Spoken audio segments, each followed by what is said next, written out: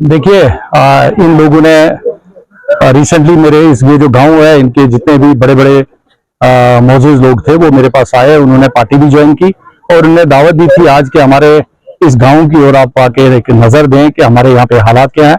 और मैंने देखा कि इनकी सड़क नहीं है, यहाँ पे बहुत सारी मुश्किलात हैं इनकी। जब जो सड़क तो मैं खुद वहां से पैदल चल के आया और उसके लिए इस गाँव के लिए और बिलखसूस जितना भी इलाका गुजरात लालपुरा से ऊपर जितने भी गांव हैं उन सब का हमको ख्याल रखना है। सरकार को जगाना है, जो जो कमियां यहाँ पे है उन कमियों को दूर करना है, चाहे वो सड़क है, चाहे बिजली है, चाहे पानी है, चाहे अस्पताल है, चाहे स्कूल है।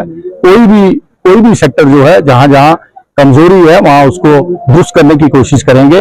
और मैं इन सबका भी शुक्रगुजार हूं कि इन्होंने एक मौका दिया मुझे यहाँ आने का और मैंने इस इलाके के जो हालात हैं उनकी मैंने साम दी। और आप मीडिया वाले जब जब भी आते हो, आपने हमेशा कोशिश की कि इस सवाल को हम रोशनाज करें लोगों के बीच में जाके, और आप भी मसले मसाइल जो है वो लोगों को उजागर करते हो। आपका भी बहुत बहुत शुक्रिया। रहा ताल्लुक जो त्राल इलाका जो है, मैं बात करूंगा कि त्राल इलाके के अंदर बहुत सारी कमियां हैं। हमारी बदकिस्मती है, जब भी यहाँ पे इलेक्शन होते हैं और एमएलए जो भी बनता है वो त्राल वालों का एक गलत फैसला होता है, वो सरकार के साथ नहीं चलते, वो अपोजिशन के साथ चलते हैं। और ये आज नहीं, आपने देखा पिछले 25-30 साल से ऐसे ही चलता आया। एक एमएलए साहब 10 साल रहे, उनका काम आया, अगर उन्होंने किया होता तो ये हालत नहीं होती।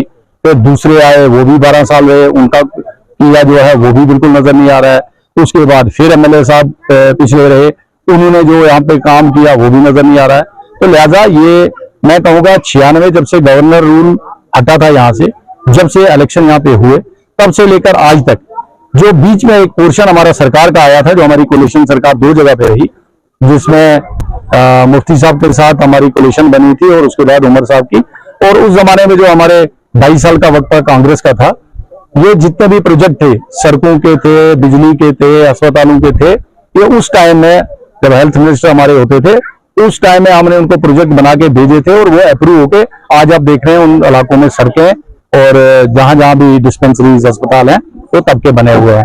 तो मैं पुरजोर अपील करूंगा अपनी सरकार, जो भी चुनिंदा सरकार है जिसके मुख्यमंत्री उमर साहब हैं, और एलजी इंतजामिया से, क्योंकि यहाँ बदकिस्मती है, हम बड़े दिनों से मांग रहे हैं कि हमें स्टेटहुड दिया जाए। कांग्रेस से एक मिशन शुरू किया हुआ है और उसमें हमारी जो भूख हड़ताल है अभी 9 तारीख से जारी है, 9 से 21 तक हमने भूख हड़ताल पे भी बैठना है। और हम इनको जगाने की कोशिश कर रहे हैं कि अगर हमारी यहाँ पे अपनी सरकार होती, अपना चीफ मिनिस्टर खुद कफील होता और स्टेट होती, तो ये जो चीजें हैं ये शायद आने वाले कल में हमें ना होती। और अगर फुल फ्लेज चीफ मिनिस्टर होता तो हमें मदद होती, हम लोगों का काम कर सकते हैं। तो मैं आज के इस पे आपके इस माध्यम से government of India, prime minister of India और अमित शाह जी को भी यही अपील करूंगा कि जल्द अज जल्द स्टेट को बहाल किया जाए। जो अनकॉन्स्टिट्यूशनली उन्होंने स्टेट को तोड़फोड़ किया, 19 के बाद 2 यूटीज बनाई और ये फिर वैसी की वैसी स्टेट बने। और इस स्टेट में जिस तरह हम लोग रहते थे, जो खुद कफील चीफ मिनिस्टर जिस तरह हमारे होते थे, चीफ मिनिस्टर रहे और लोगों के मसले मसाइल जो वो हल है।